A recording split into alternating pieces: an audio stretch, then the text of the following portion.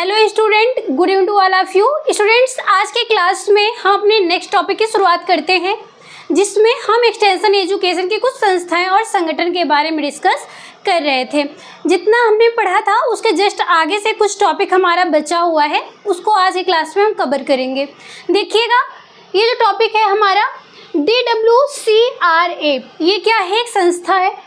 ये इसका full name आपसे एग्जाम में पूछा जाता है, development of women and children in rural area.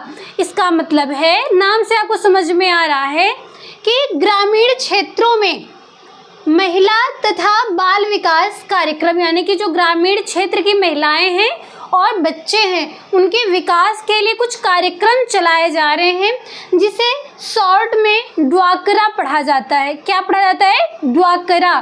Full name है इसका development of women and children in rural area, ये नाम है इसका हिंदी में। और इसके अतिरिक्त और भी नाम आपको देखने को मिलता है, ग्रामीण महिला व शिशु विकास कार्यक्रम भी देखने को मिलता है। और इसके साथ ही साथ आपको ग्राम सेविका नाम भी देखने को मिलता है। ग्राम सेविका किस प्रकार से रखा गया? जैसे यहाँ पे ग्रामीण है, यहाँ देखिएगा DWCRA है, यहाँ पे हिंदी में ग्रामीण क्षेत्रों में महिला तथा बाल विकास कार्यक्रम बताया गया, और इसके बाद ग्रामीण महिला व शिशु विकास कार्यक्रम बताया गया। तो ये जो ग्रामीण महिला शिशु विकास कार्यक्रम है, इसी में से ग्रामसेविका, यानी कि ये जो शब्द है ये लिखा हुआ, ये उसका पूरा नाम, इसी का आगे का एक एक जो अक्षर है वही उठाया गया है। देखिएगा यहाँ पे, यहाँ से ग्रा, फिर यहाँ महिला से माँ, शिशु में से स, विकास में से वी, कार्यक्रम में से का, ग्राम सेविका। ये शॉर्ट में इसको ग्राम सेविका के रूप में लिखा गया। इतना समझ में आया आप लोग को? आप तीनों नाम ही याद रखिएगा, एग्जाम में जो भी दिया गया होगा, जिससे कि आप अगर पढ़े रहेंगे तो आप उसे अच्छे से समझ पाएंगे। इसके बाद हम बात करेंगे कि ये जो ड्वाकरा है, ये जो कार्यक्रम है, ये किस प्रकार से कार्य कर रहा है। तो देखिएगा, ये जो IRDP के अंतर्गत कार्य करता है। अब आप सोचेंगे कि IRDP क्या है? अब इसका फुल नेम देखिएगा आप, इंटीग्रेटेड रूरल डेवलपमेंट प्रोग्राम, यानी कि समन्वित ग्रामीण विकास योजना। लोगों के, जो गांव के लोग हैं उनके विकास के लिए समन्वित रूप से, सभी के विकास के लिए, ग्रामीण लोगों के विकास के लिए जो योजनाएं चलाई जा रही हैं, यानी कि ग्रामीण में, गांव में रहने वाले जो सभी लोग हैं उन सबके विकास के लिए जो योजनाएं चलाई जा रही है, उसके अंतर्गत ये कार्यक्रम चलाया जाता है। इसके आगे देखिएगा, योजना की शुरुआत की हम बात करेंगे कि जो ड्वाकरा योजना है ये क्या कार्य कर रहा है, कब इसकी शुरुआत की गई, इन सब के बारे में आप ध्यान से सुनिएगा। इस योजना की शुरुआत 1982 में भारत में 50 जिलों में की गई थी। जब 1982 में इस योजना की शुरुआत की गई थी तो भारत में 50 जिलों में इसकी शुरुआत की गई थी। इसके बाद देखिएगा, इसका जो कार्यभार है वो कौन संभालता है? क्या ये राष्ट्रीय स्तर पर है, ये राज्य स्तर पर है? तो देखिए, ये राज्य सरकार के स्तर पर कार्य करती है। इसका कार्यभार जो है वो राज्य सरकार जो है उनके ऊपर होता है। इसके बाद है कि ये जो ड्वाकरा योजना है, इसका मुख्य उद्देश्य क्या था? नाम से तो आपने देख लिया, समझ लिया कि एक गांव के जो महिलाएं हैं और शिशु हैं उनके विकास के लिए कार्यक्रम चलाया जा रहा है। और इसका उद्देश्य क्या था? देखिएगा, गरीबी रेखा के नीचे रहने वाले जो ग्रामीण परिवारों की महिला सदस्यों की स्वरोजगार के अवसर प्रदान करना। जो गरीबी रेखा से नीचे रहने वाले परिवार हैं, ग्रामीण परिवार हैं, उनमें महिला सदस्य जो हैं, जो महिला सदस्य उस ग्रामीण जो क्षेत्र की महिलाएं हैं, उन्हें स्वरोजगार प्रदान करने के लिए, अगर महिलाएं स्वरोजगार युक्त होंगी, उनका स्वयं का एक रोजगार होगा, वो अपना अर्थोपार्जन कर पाएंगी, तो वह अपना और अपने बच्चे का, अपने परिवार का भरण पोषण कर सकते हैं और अपने जीवन स्तर को ऊंचा भी उठा सकते हैं। इसी बात को ध्यान में रखते हुए इस योजना की शुरुआत की गई थी। अब आप ये देखिएगा, ये जो ड्वाकरा है, हिंदी में जो ग्राम सेविका बोला जा रहा है, ये राज्य स्तर पर कार्य कर रहा है, इतना तो आपने समझा है। अब ये देखिएगा कि इसका प्रशासनिक ढांचा क्या होता है, यानी कि इसका जो है जो प्रशासन के द्वारा कार्य किया जा रहा है वो कितने स्तर पर कार्य कर रहा है। आपने पहले देखा कि राज्य स्तर पर ये कार्य किया जा रहा है, राज्य सरकार जो है इसका कार्यभार संभालती है। तो राज्य स्तर, जिला स्तर, ब्लॉक, प्रखंड स्तर और सामुदायिक विकास सेवा, ये 4 स्टेप इसके मुख्य रूप से बताए गए हैं। आप इसको ध्यान से याद रखिएगा, क्योंकि ये जो है आपके एग्ज़ाम में अरेंज करने के लिए भी दे सकता है, एक सीक्वेंस में करने के लिए कि कौन से स्टेप के बाद कौन सा प्रशासनिक ढांचा है, या फिर इसका सीक्वेंस का जो नंबर है वो पूछ सकता है, या फिर इसके द्वारा ये जो कार्य किया जा रहा है इसके जो अधिकारी लोग हैं इनमें मैच द फॉलोइंग में करके पूछा जा सकता है आपसे।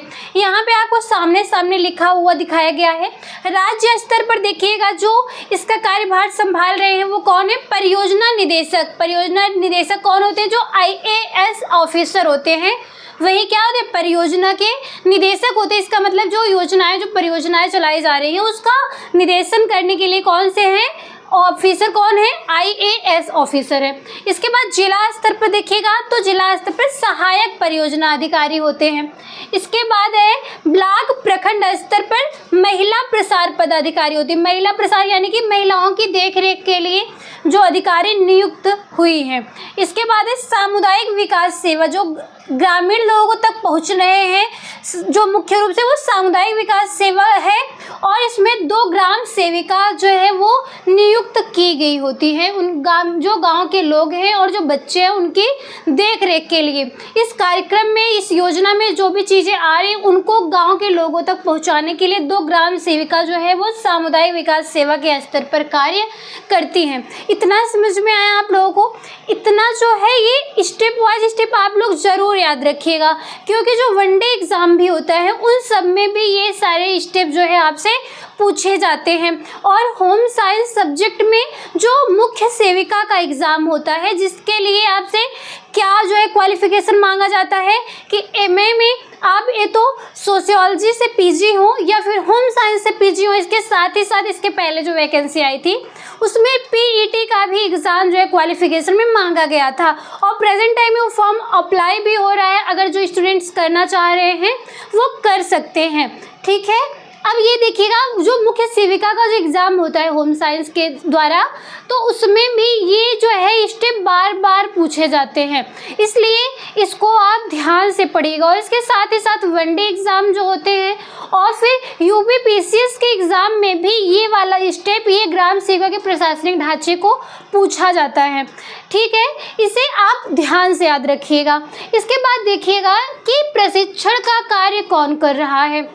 जब सामुदायिक विकास सेवा में 2 ग्राम सेविकाएं नियुक्त हुई हैं, ये जो प्रशिक्षण का कार्य कर रही हैं, तो इन्हें प्रशिक्षित करने के लिए कहाँ से प्रशिक्षण इन्हें प्राप्त हो रहा है, इन्हें कहाँ से प्रशिक्षण प्राप्त हो रहा है, जो ये गांव के महिलाओं और बच्चों की देखरेख के लिए कार्य कर रही हैं, उनके लिए कार्यक्रम और योजनाएं वहां तक पहुंचा रही हैं। तो जो राष्ट्रीय ग्रामीण विकास संस्थान है हैदराबाद में, वहाँ से इनको प्रशिक्षण का कार्य दिया जाता है।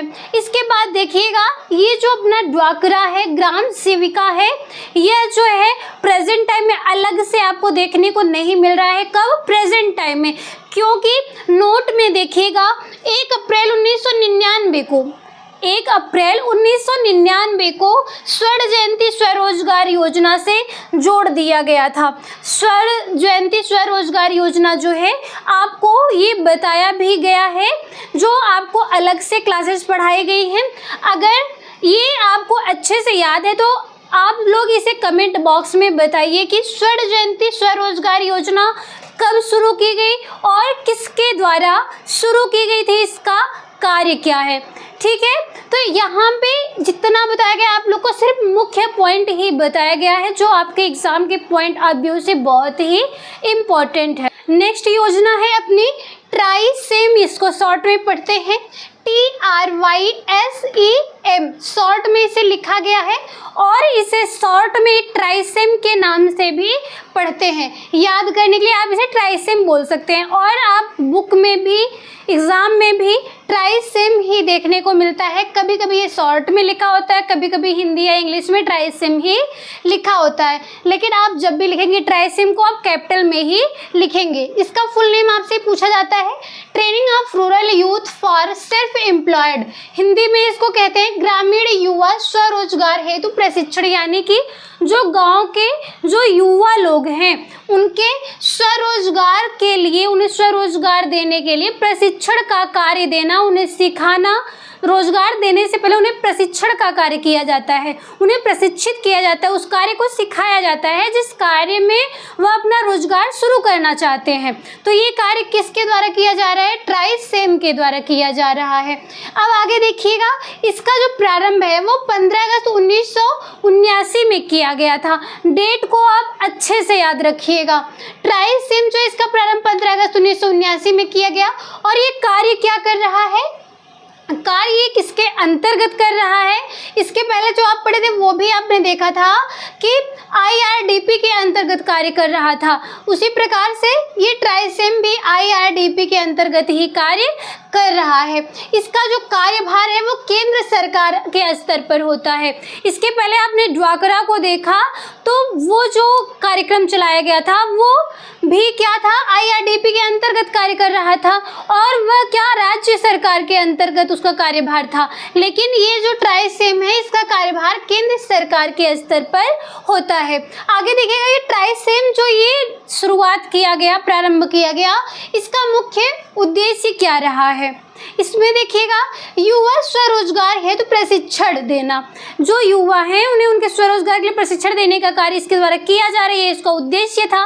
और इसके साथ ही साथ देखिएगा, इसका जो प्रशिक्षण का कार्य है वो 6 माह तक चलता है। इसके बाद देखिएगा, ये प्रौढ़ लोगों के लिए, यानी कि युवा स्वरोजगार है ना, तो इसमें प्रौढ़ लोगों को भी ऐड किया गया। 15 से 35 वर्ष के जो लोग होते हैं उन्हें प्रौढ़ व्यक्तियों के अंतर्गत रखा जाता है, चाहे वह पुरुष हो या फिर महिला हो। तो 15 से 35 वर्ष के जो प्रौढ़ युवा हैं उनके लिए स्वरोजगार हेतु प्रशिक्षण का कार्य ट्राइसेम के द्वारा किया जाता है। आगे देखिएगा, जो इन्हें सीटें दी जाती हैं, जब इन्हें प्रशिक्षण का कार्य दिया जाता है, इसमें से 40% जो सीट है वो महिलाओं के लिए आरक्षित है, और इसके साथ साथ 30% जो है वो शारीरिक विकलांगों के लिए आरक्षित की गई है। 40% सीट महिलाओं के लिए, 30% सीट जो है शारीरिक रूप से जो विकलांग है उनके लिए किया गया है। इसमें इम्पॉर्टेंट जो याद करने लायक है आपके एग्जाम के लिए वो बस यही चीज़ें हैं। IRDP के अंतर्गत ड्वाकरा भी कार्य कर रहा है और ट्राइसेम भी कार्य कर रहा है। ड्वाकरा जो है वो राज्य स्तर पर उसका कार्यभार संभाला जा रहा है, और ट्राइसेम का जो है वो केंद्र स्तर पर केंद्र सरकार के द्वारा संभाला जा रहा है। इसकी शुरुआत जो है ट्राइसेम को कब हुई थी? 15 अगस्त 1979 को हुई थी, और जिसमें 40% सीट महिलाओं के लिए, 30% जो है वो शारीरिक रूप से विकलांग लोगों के लिए आरक्षित की गई है। इतना समझ में आया आप लोगों को? इसके बाद नेक्स्ट पॉइंट देखिएगा, अपना नेक्स्ट टॉपिक है JGSY, जिसका फुल नेम होता है जवाहर ग्राम समृद्धि योजना। ये हिंदी नाम से ही, ये इंग्लिश में शॉर्ट इसका दिया गया है JGSY, जवाहर ग्राम समृद्धि योजना। इसके बाद देखिएगा, इसका प्रारंभ कब किया गया था? प्रारंभ इसका 1 अप्रैल 1979 में किया गया था। इसके आगे देखिएगा, ये जो इसका जवाहर ग्राम समृद्धि योजना, इसका जो नाम दिया गया है, यह नाम इसका जो है 1999 में दिया गया, 1999 में प्रारंभ किया, लेकिन यह जो है 1989 में ही जवाहर रोजगार योजना के नाम से प्रारंभ किया गया था। 1989 में जवाहर रोजगार योजना के नाम से प्रारंभ किया गया था, लेकिन सन 1999 में जवाहर ग्राम समृद्धि योजना के नाम से ये प्रारंभ किया गया। इसमें देखिएगा, ये जो है कार्य कर रहा है, ये ग्रामीण क्षेत्र में रहने वाले लोगों को उनके गांव में ही रोजगार देकर उनके जीवन स्तर को ऊपर उठाना।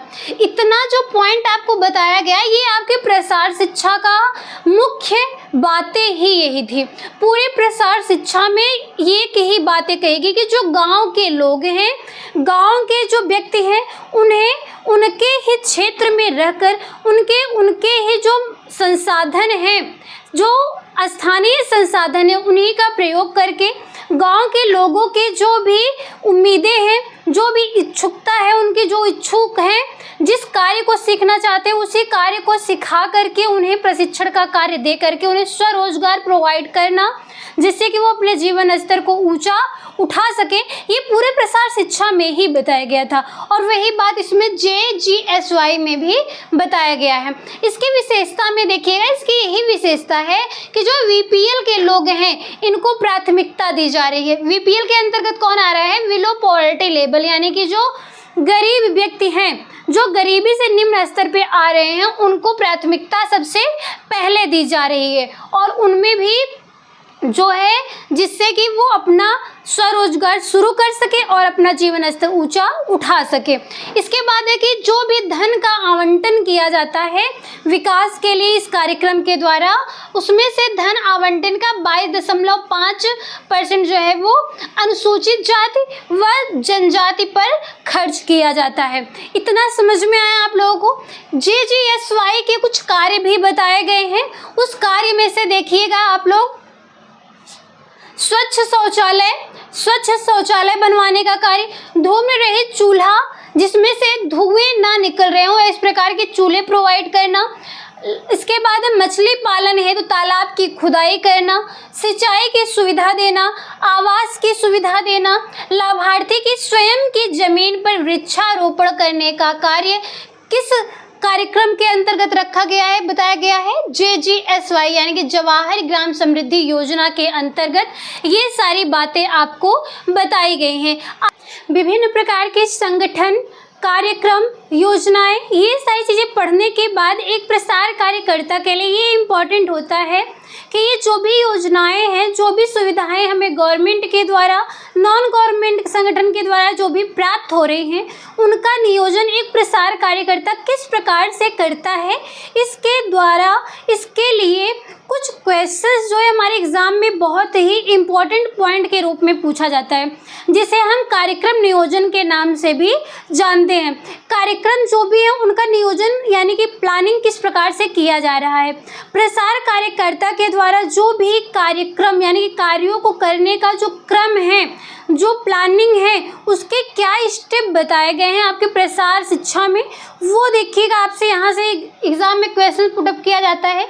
सबसे पहले समझ लीजिए कार्यक्रम नियोजन क्या है। कार्य को करने का जो क्रम होता है वो क्या है? कार्यक्रम होता है। उसके बाद नियोजन का मतलब होता है प्लानिंग।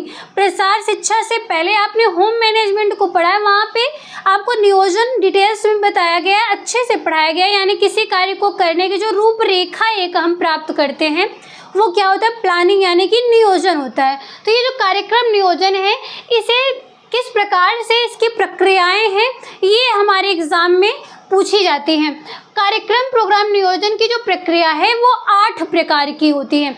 आपसे एग्जाम में योजना बनाने के लिए और फिर कार्यक्रम के क्रियान्वयन के लिए अलग अलग से ये स्टेप पूछा जाता है, या फिर ये ऑप्शन में दिया गया होता है आपको अरेंज करने के लिए भी पूछा जाता है कि इसमें से योजना बनाने के जो प्रक्रियाएं हैं वो कौन सी हैं, योजनाओं के क्रियान्वयन के लिए कौन कौन से स्टेप हैं, ये आपको अच्छे से लिखना होता है। लिखने का मतलब है कि आपको एग्जाम में उसे अरेंज करके कोड में दिखाना पड़ता है, इसलिए आप इसको ध्यान से पढ़िएगा और याद कर लीजिएगा। सबसे पहले कार्यक्रम नियोजन जो है प्रक्रिया से 2 भागों में डिवाइड किया गया। पहला योजना बनाने की जो क्रिया हो रही है और फिर क्रियान्वयन, जो योजना बनाई गई है उसका क्रियान्वयन जो किया गया है, ये दोनों में ही 4 स्टेप बताए गए हैं और टोटल मिलाकर के कार्यक्रम प्रोग्राम नियोजन प्रक्रिया के 8 चरण बता दिए गए हैं।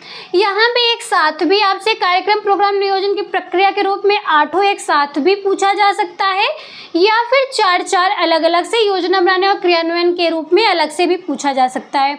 देखिएगा, योजना बनाने के क्रम में आपसे पूछा जाता है तथ्यों की जानकारी एकत्र करना, और फिर है स्थिति का विश्लेषण करना, समस्याओं की पहचान करना, उद्देश्यों का निर्धारण करना। यानी कि सबसे पहले जो तथ्य हैं जिसके बारे में आप जानकारी एकत्र करना चाहते हैं, जिस बिंदु पर, वो तथ्यों की जानकारी एकत्र कर लीजिए। फिर जो भी जानकारी आप एकत्रित कर रहे हैं वो किस स्थिति में कर रहे हैं, उस स्थिति का भी आप विश्लेषण कर लीजिए।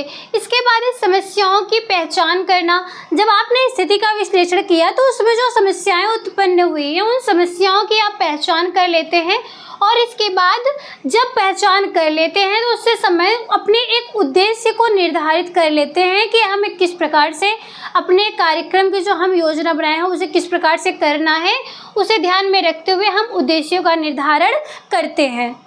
क्रियान्वयन को देखिएगा, कार्य योजना तैयार करना। जो हमने यहाँ पे उद्देश्यों का निर्धारण किया था, इसके बाद हम कार्य योजना तैयार करते हैं। यहाँ पे उद्देश्य का निर्धारण हुआ था, लेकिन यहाँ पे कार्य योजना तैयार करते हैं कि किस प्रकार से हमें कार्य को करना है। इसके बाद कार्यक्रम का क्रियान्वयन करना, जो हमने योजना बनाई है उसका क्रियान्वयन यानी कि उस कार्य को करना है। और जब कार्य को हम करते हैं तो उसके बाद प्रगति का मूल्यांकन करते हैं कि जो हम कार्य कर रहे हैं वो किस हद तक सही है या फिर नहीं सही है, कहीं भी कोई समस्या तो नहीं है, उसका हम मूल्यांकन करते हैं। और मूल्यांकन करने के बाद जो भी सलूशन हमें प्राप्त होता है उस पर हम पुनर्विचार करते हैं। तो यहाँ पे हमें कार्यक्रम प्रोग्राम नियोजन की प्रक्रिया में 8 चरण बताए गए, जिसमें से 4 योजना बनाने के क्रम में है और 4 जो है उसके क्रियान्वयन को लेकर के बताया गया है।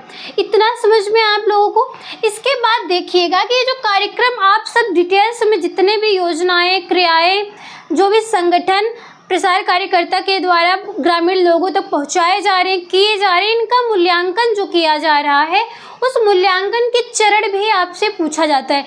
ये जो टॉपिक आपको बताया जा रहा है खास करके नेट जेआरएफ के एग्ज़ाम में पूछा जाता है। तो देखिएगा, नेट के एग्ज़ाम में ये पूछा गया क्वेश्चन है कि मूल्यांकन के चरण को अरेंज करने के लिए दिया गया था, और यहाँ पे आपको मूल्यांकन के 9 चरण बताए गए हैं। आपको एग्ज़ाम में इससे कम भी देखने को मिल सकता है, पर आप इसको अगर अच्छे से पढ़े होंगे तो आप इसको जो इसका सीक्वेंस है उस सीक्वेंस को आप अच्छे से अरेंज कर पाएंगे।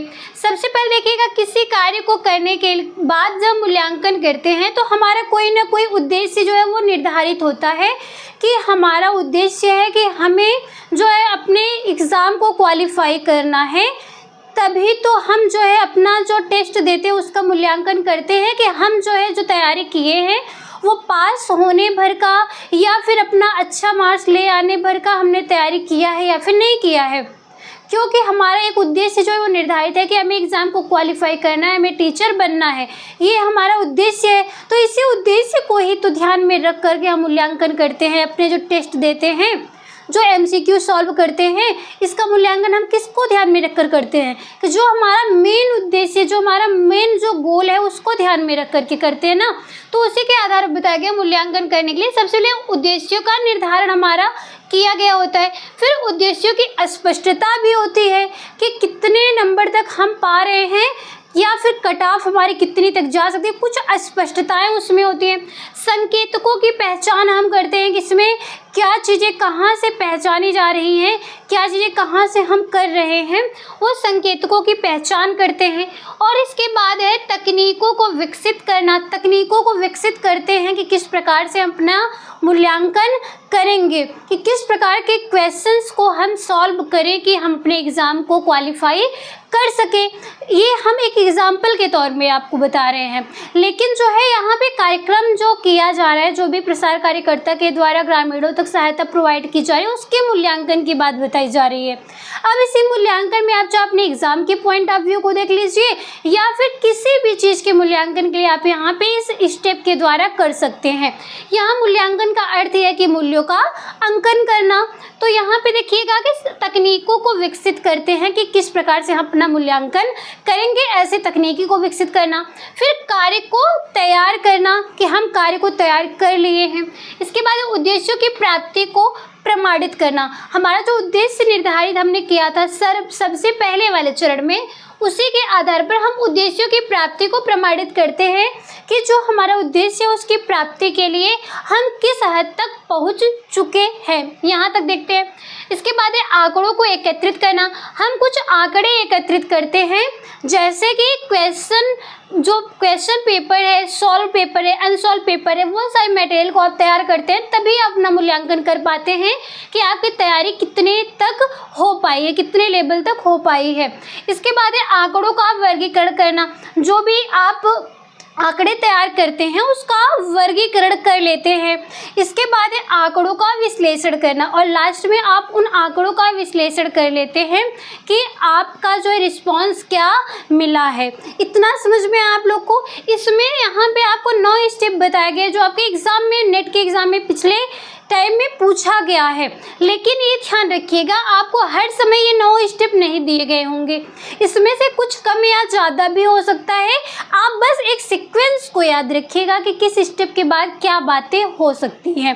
ठीक है, इतना समझ में आया आप लोगों को। इसके बाद आप ये चीज़ देखिएगा कि जितने भी कार्यक्रम आपको बताए गए, संगठन बताए गए, उसके बाद आपको कार्यक्रम नियोजन, कार्यक्रम प्रोग्राम के चरण, मूल्यांकन, ये सारी चीज़ें आपको बता दी गई हैं।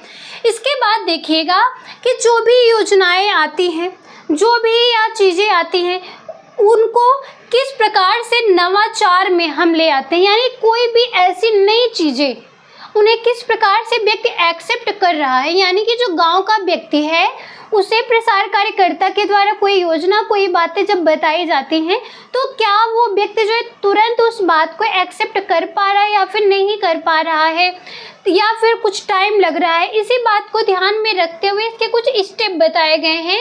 यानी कि जो नवाचार, नवाचार का मतलब होता है कोई नई चीज़ें जो होती है वो नवाचार होता है। इसके बाद देखिएगा इसके चरण बताए गए। नवाचार के चरण आपसे एग्जाम में पूछा जाता है, अरेंज करने के लिए दिया जाता है एग्जाम में। देखिएगा जानकारी, यानी कोई भी नई चीज़ें हैं पहले उसके बारे में आपको जानकारी प्राप्त होती है। इसके बाद है आप उसमें अपनी रुचि उत्पन्न करते हैं, आपका उसमें रुचि होता है। इसके बाद रुचि उत्पन्न होने के बाद आप उसका मूल्यांकन करते हैं कि हमारा जो रुचि है वो किस लेवल का है, हम करना चाहते हैं या फिर नहीं करना चाहते हैं। और फिर अगर करना चाहते हैं तो क्या करते हैं, हम अपना जो है प्रथम प्रयास करते हैं कि जो नई चीज़ें आई उसको हम एक्सेप्ट करना चाह रहे हैं या फिर नहीं, एक प्रथम प्रयास करते हैं। और अगर वो हमें कैसी लगी या फिर नहीं लगी है, वो बाद में हम उसे क्या करते हैं, ग्रहण करते हैं, यानी कि इसे अभिग्रहण के नाम से बताया गया है। यहाँ पे नवाचार के चरण में 5 स्टेप है, जानकारी, रुचि, मूल्यांकन, प्रथम प्रयास या प्रयास, इसके बाद है ग्रहण या फिर अभिग्रहण। इतना समझ में आया, इसे आप ध्यान से समझिएगा और इसके स्टेप को आप याद कर लीजिएगा। इसके बाद देखिएगा ये जो अभिग्रहण है, ग्रहण करने की बात की जा रही, कोई भी चीज़ जब नवाचार में आती है तो उसे किस प्रकार से कोई भी व्यक्ति जो है ग्रहण कर रहा है, इसके बारे में रोजर सर हैं, इन्होंने अपना जो है एक स्टेप बताया है। बार बार आपके एग्जाम में ये क्वेश्चन जो पूछा गया है, आप कोई भी यूथ की बुक हो या फिर कोई भी डिस्ट्रिक्ट का किसी भी स्टेट का एग्जाम हुआ हो, आप उठा के देखिएगा, ये क्वेश्चन जो है बार बार पूछे जाते हैं। और नेट के एग्जाम का तो बहुत ही फेवरेट क्वेश्चन हैं ये सब। इसमें देखिएगा आपसे ये अरेंज करने के लिए भी पूछा जाता है या फिर इसकी संख्या भी पूछी जाती है। वो एग्ज़ाम के लेवल पे डिपेंड होता है कि किस लेवल का एग्ज़ाम ये दे रहे हैं आप। तो यहाँ पे आपको डिटेल्स में पहले ही बताया गया कि आपको यहाँ पे सारी चीज़ें बताई जा रही हैं डिटेल्स में।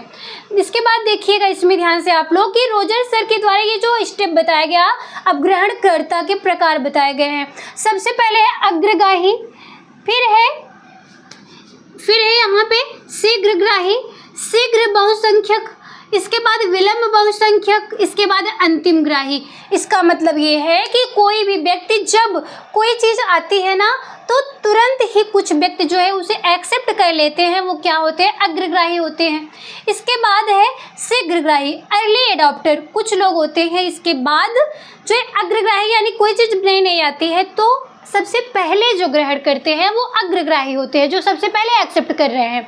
इसके बाद शीघ्रग्राही कि इनको देखने के बाद जो है शीघ्र ही कोई व्यक्ति उस चीज़ को, उस नई चीज़ को ग्रहण कर रहा है तो वो शीघ्रग्राही है।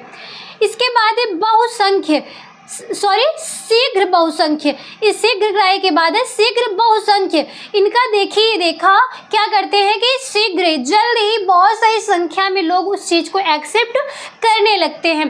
फिर है विलंब बहुसंख्य, लेकिन कुछ लोग ऐसे हैं कि बहुत ही देर से उस चीज़ को एक्सेप्ट करते हैं, क्योंकि उन्हें जो विश्वास नहीं होता कि ये चीज़ें जो नई नई आई हैं वो सही है या फिर नहीं सही है। इसके बाद है अंतिमग्राही, जिसे लैगार्ड कहा जाता है। अंतिमग्राही की जगह पे हिंदी में भी आपको लैगार्ड देखने को मिल सकता है। तो यहाँ पे अंतिमग्राही का मतलब होता है कि जो जब सारे लोग एक्सेप्ट कर लेते हैं, ये सबसे लास्ट में एक्सेप्ट करते हैं किसी भी चीज़ को, वो अंतिमग्राही या लैगार्ड होते हैं। आप हिंदी नाम भी याद रखिएगा, इसके साथ ही साथ इंग्लिश नाम भी याद रखिएगा।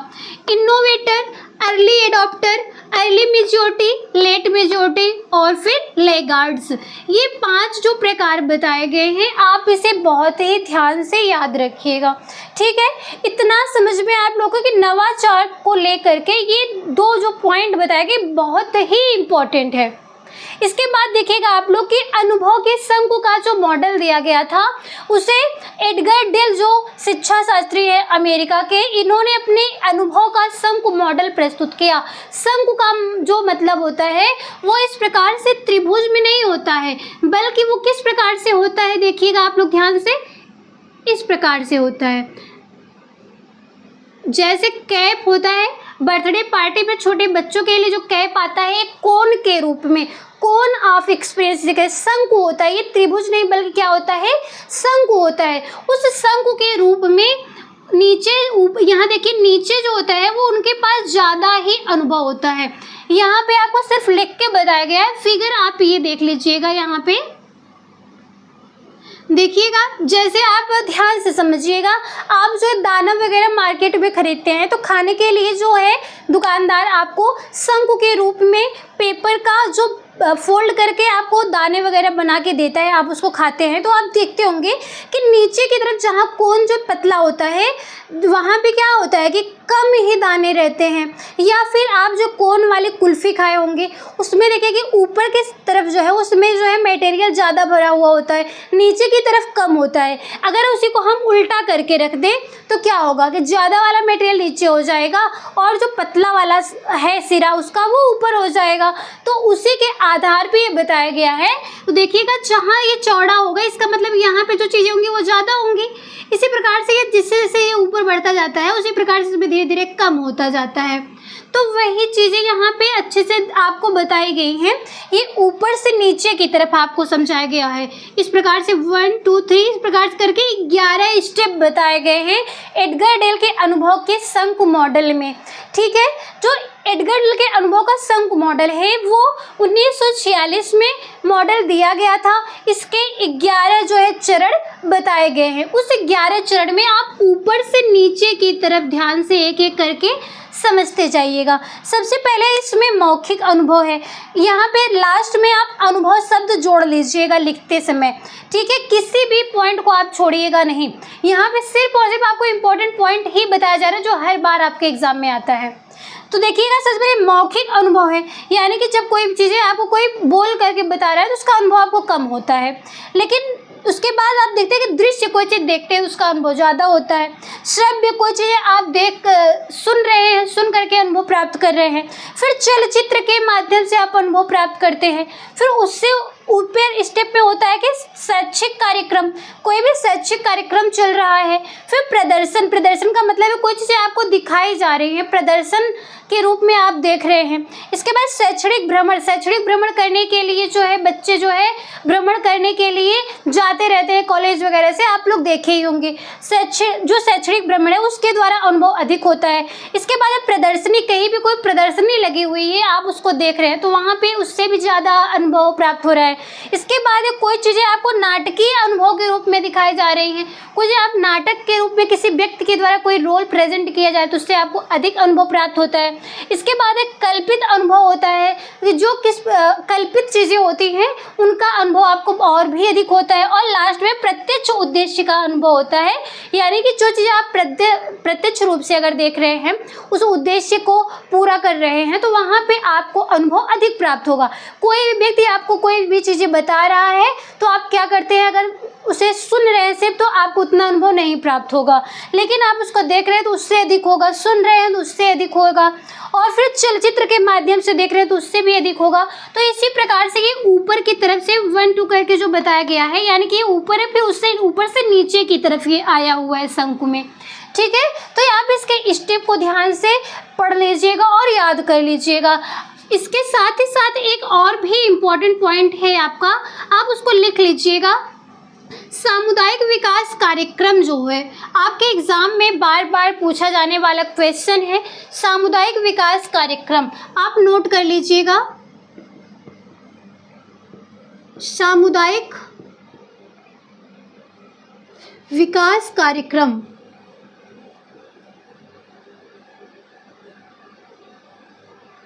आपसे ये पूछा जाता है कि सामुदायिक विकास कार्यक्रम का क्या मतलब होता है। सामुदायिक विकास का मतलब होता है कि पूरे समुदाय के लोग, जो भी एक भौगोलिक क्षेत्र में, एक समान भौगोलिक क्षेत्र में लोग रह रहे हैं, वो समुदाय है अपना, उस समुदाय में रहने वाले लोगों के विकास के लिए जो कार्यक्रम चलाया गया वो पूछा जाता है आपसे। इसका डेट पूछा जाता है तो आप लिख लेंगे 2 अक्टूबर 1952 में। 2 अक्टूबर 1952 में ये जो है सामुदायिक विकास कार्यक्रम की शुरुआत की गई थी। आप इसको जो है अच्छे से याद कर लीजिएगा और इसको भी आप नोट कर लीजिएगा। आई होप आप जो है इस पॉइंट को, इस टॉपिक को, इस क्लास को अच्छे से एंजॉय किए होंगे। यहाँ पे जितने भी टॉपिक आपको प्रसार शिक्षा में डिटेल्स में कवर किया गया है, फर्स्ट जो स्टेप था, फर्स्ट टॉपिक से लेकर के लास्ट टॉपिक तक, यानी कि प्रसार शिक्षा से संबंधित जितने भी इम्पोर्टेंट टॉपिक थे वो सारे जो है क्लास में आपको कवर करके बता दिया गया है। आपको ज़्यादा भटकने की आवश्यकता नहीं है। आप अगर इसमें से, वो एक अलग है कि एग्ज़ाम में जब आपका क्वेश्चंस आता है तो वो ज़्यादातर थिंकिंग बेस में पूछा जाता है, लेकिन अगर टीएसटी पीएचडी के एग्ज़ाम की बात करते हैं तो यहाँ पे बुक से आपके, जो आपको ऑथेंटिक बुक है, उस बुक से पॉइंट टू पॉइंट क्वेश्चंस पूछा जाता है। कोई भी चीज़ें बाहर से नहीं होती हैं और उसी सिलेबस को ध्यान में रख करके आप सबके लिए ये क्लासेस जो है ले आई गई हैं। तो यहाँ पे आपको क्लास का जो आपका अनुभव रहा है वो कैसा लगा, आप अपना फीडबैक अवश्य दीजिएगा। और फिर इसी प्रकार के अपने अलग से जो इसके बाद का नेक्स्ट ब्रांच है अपना, उसे शुरुआत किया जाएगा।